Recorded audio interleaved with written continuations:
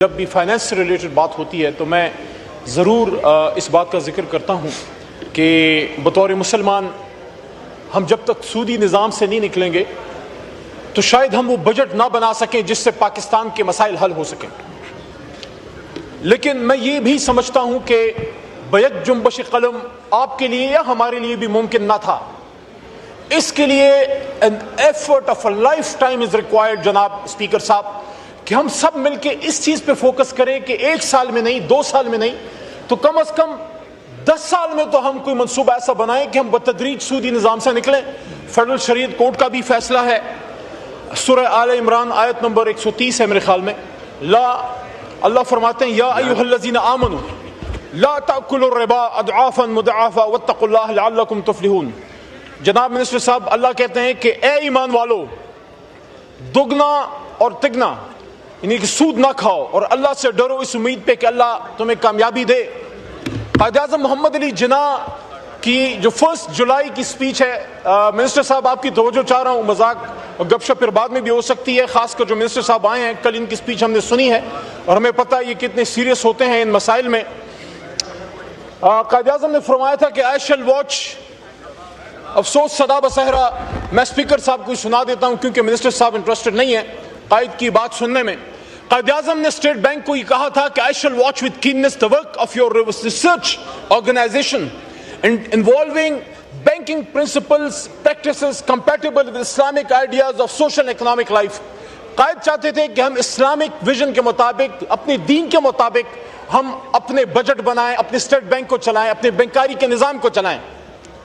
وہ کہتے ہیں کہ the adoption of Western economic theory and practices will not help us in achieving our goal of creating happy and contented people.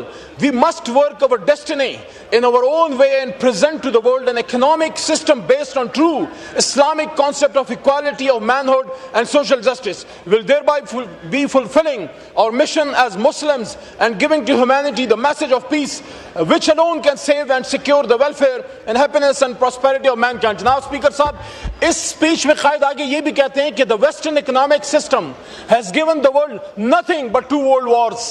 تو وہ کیا چاہتے تھے, ہمارا دین کیا چاہتا ہے, آپ کا دل کیا چاہتا ہے, پوری قوم کیا چاہتی ہے کہ ہم اس سودی نظام سے بھی نکلیں, اس قرض کے دلدل سے بھی نکلیں. ہمیں یاد ہے ہم چھوٹے سے تھے جب میاں صاحب نے وہ ایک لائے تھے کہ اپنا وہ قرض مکاؤ, ان کا جو بھی تھا, آپ کو شاید نہیں پتا, ایز اے اسٹوڈنٹ میں نے اس میں 2 دفعہ چندہ دیا تھا. میں نے شوکت خانم کو بھی چندہ دیا اور میاں صاحب نے جو وہ قرض مکاؤ کا کوئی پروگرام تھا, ہم بچے سے تھے, جا کے بینک میں 2 دفعہ, اس زمانے میں مجھے یاد ہے 1 دفعہ 200 پھر 300 روپے پاکٹ منی سے جمع کیے کہ ہمارا قرض ختم ہو جائے گا. ہمارا تو قرض ختم نہیں ہوا, لوگوں کے باہر امپائر بنے. میں پولیٹیکل بات پہ نہیں جاتا, صرف یہ کہہ رہا ہوں کہ دیکھیں وہ کہتے ہیں کہ مجھے 2 منٹ ضرور دیجیے گا, ملک کے فائدے کی بات کر رہا ہوں. وہ کہتے ہیں کہ قرض کی پیتے تھے میں اور سمجھتے تھے کہ فاقہ مستی لائے گی رنگ ایک دن, کہ قرض لے کے آئی ایم ایف سے کون سا ہم بجٹ بنا رہے ہیں. لیکن بہرحال محدود وسائل میں جو آپ نے بجٹ بنایا ہے, 2-3 نکات میرے کٹ موشنز کے مطابق آپ کے سامنے رکھ رہا ہوں. پہلی بات تو یہ ہے کہ جو بھی دیکھیں بجٹ بنتا ہے, میں نے ہمیشہ یہ پڑھا ایز اے پولیٹیشین کہ budget is a political document, it is never a fiscal document of economist. Economist نے اپنے وزیر اعظم اور اپنی حکومت کے ویژن کے مطابق بجٹ بنانا ہوتا ہے.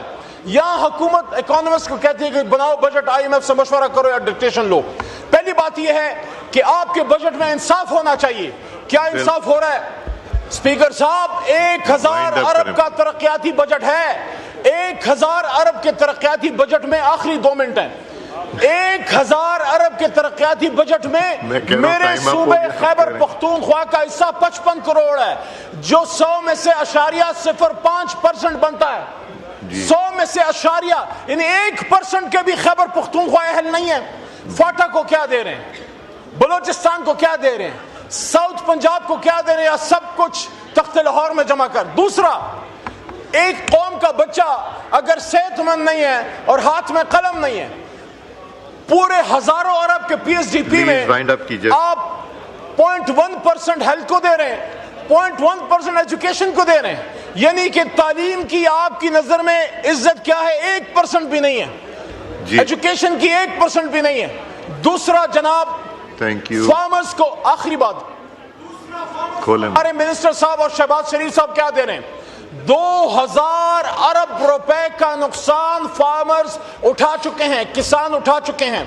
तो और आखिरी और सबसे इंपॉर्टेंट बात मुझे जो नजर आती वो ये है कि देखें, अगर हम अपनी कौम को कुछ नहीं दे सकते तो हमारे रवैयों से जनाब मिनिस्टर साहब नजर आना चाहिए कि हम इस मुल्क के मसाइल में सीरियस हैं। अगर आखिरी बात, अगर एक सरकारी मुलाजिम का काम 1300 की एक करोड़ा से हो सकती है, हम उनको 2.5, 4, 5 और 7 करोड़ रुपए की गाड़ियां क्यों खरीद के दे रहे हैं? खुदा इस पे कट लगाइए, लैंड क्रूजर्स को बंद कीजिए, फॉर्च्यूनर्स को बंद कीजिए, 1300 की गाड़ियां खरीदिए, आप एक्सपेंडिचर्स को कम कीजिए, हम आपको सपोर्ट करें। हमारी जब हुकूमत आई हमने वज़रा के तनख्वाहें कम की, हमने पाबंदी लगाई, नीचे कैबिनेट डिवीजन में मिनिस्टर था, मेरे नीचे था, सारी लैंड क्रूजरें इमरान खान साहब ने बंद कर दी थी, हमारे पास 16 या 1300 सीसी गाड़ियां थी।